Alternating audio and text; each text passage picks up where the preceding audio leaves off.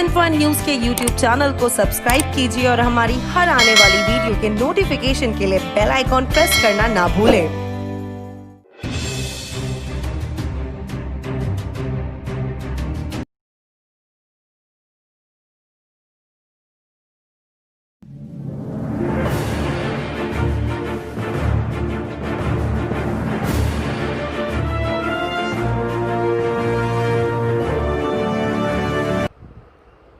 I am Dr. J.S. Arora, member advisory group Patient for Patient Safety program of WHO। आज विश्व भर में करीब 2 करोड़ 20 लाख लोग कोविड-19 से प्रभावित हो चुके हैं और उसमें से लगभग 8 लाख के आसपास दुर्भाग्य से मृत्यु को प्राप्त हो चुके हैं। हालांकि पिछले दिनों में इसके इलाज में बहुत नई उपलब्धियां हुई हैं।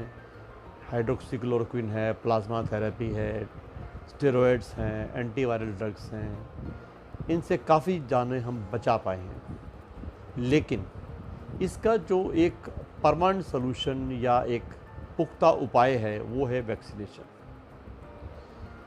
अगर आज विश्व भर में देखा जाए तो करीब 125 से ज़्यादा वैक्सीन ट्रायल पे हैं, जिसमें से 25 वैक्सीन जो हैं क्लिनिकल ट्रायल पे पहुंच चुकी हैं और उसमें से भी 6 वैक्सीन जो हैं वो फेज़ 3 ट्रायल तक पहुंची हुई हैं। और अगर हम बात करें तो ऑक्सफोर्ड यूनिवर्सिटी एस्ट्राजेनेका की वैक्सीन और जॉनसन जॉनसन की और फाइज़र की वैक्सीन इसमें बहुत अग्रणी है। यद्यपि रशिया ने अभी करीब 12 अगस्त को कोविड-19 की वैक्सीन लॉन्च की है, लेकिन उसने बहुत कम समय में और बहुत कम सब्जेक्ट्स के ऊपर इसका ट्रायल किया है, इसलिए दुनिया का अभी पूरा विश्वास उस पर नहीं बैठा है। और क्योंकि उन्होंने अभी जो स्टडीज़ शेयर भी नहीं की हैं, तो इसलिए WHO भी थोड़ा सा रिजर्व्ड है उस पर कमेंट देने के लिए। अगर ये वैक्सीन विश्व में आ जाती है, चाहे वो ऑक्सफोर्ड की आए, जॉनसन की आए या फाइज़र की आए या किसी भी कंपनी की और आए, तो सबसे बड़ा जो आज की डेट में ख़तरा ये है कि जो अमीर देश हैं उन्होंने पहले ही बड़ी बड़ी कंपनियों के साथ एक एग्रीमेंट कर लिया है, ताकि अगर वो वैक्सीन आएगी तो पहले उनके जो देश के निवासी हैं या जिनको वो देना चाहेंगे वो मिलेगी। जो देश अफोर्ड नहीं कर सकते, जो गरीब हैं, लो मिडिल इनकम ग्रुप में हैं, उन देशों में ये वैक्सीन नहीं जा पाएगी।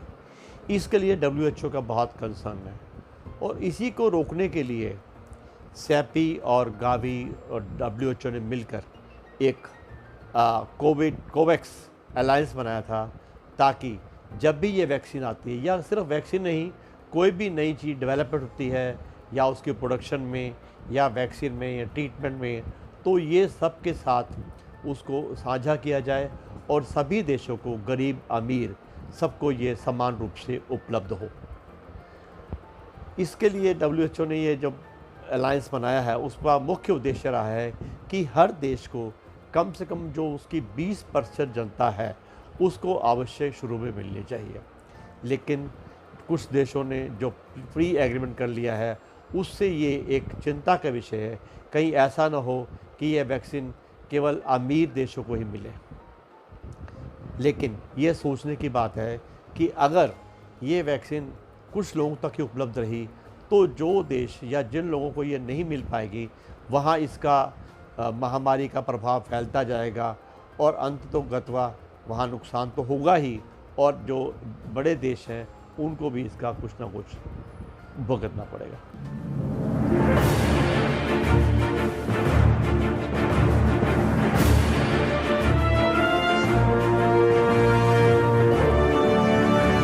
हेल्थ इन्फो न्यूज के यूट्यूब चैनल को सब्सक्राइब कीजिए और हमारी हर आने वाली वीडियो के नोटिफिकेशन के लिए बेल आइकॉन प्रेस करना ना भूलें।